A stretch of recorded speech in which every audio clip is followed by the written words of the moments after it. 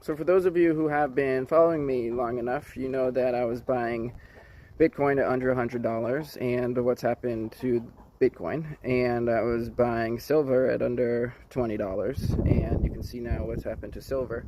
And so maybe you didn't believe me, maybe you didn't heed my my guidance in the last deal, but I want to tell you what's the next play for profit, the next profit play to multiply your savings, and that is US nickels. So nickels, the metal value in a US nickel is more than 5 cents. So when you buy nickels, you are instantly increasing your value, and it can't inflate away like the currency. You have actual metal there that has intrinsic value, so you won't be able to sell it for profit, and you're not allowed to melt it down. But the pennies have already been canceled because the US Mint is losing so much money making pennies, and they lose even more money making nickels.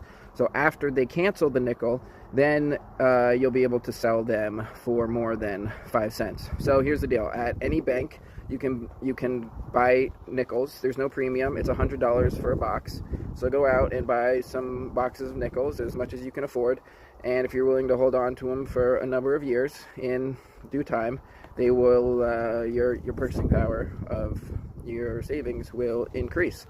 Just put them somewhere where you can just stack them up, and they'll be good as nickels are now then, but they'll be more valuable. And on top of that, they've got Jefferson on them. It's the longest lasting currency that has not been debased in the US, and Jefferson's the best president, so you're investing in all good things. So get your nickels while you can. I just bought more. Triple down. So here's the simple breakdown. A box of nickels weighs 22 pounds. A single nickel is 75% copper, 25% nickel. At $6 a pound, 16.5 pounds of that 22 pounds is copper, which means that is $99. So in a $100 box of nickels, $99 of copper value is there. Then there's 5.5 pounds of nickel. And at $8 a pound, so that's $6 a pound for copper, at $8 a pound for nickel, that comes out to $44, I think. 5.5 times 8, 44, I think. And so there's $44 of nickel in the $100 of nickel. So that means that altogether there's $143 of metal value at the current value.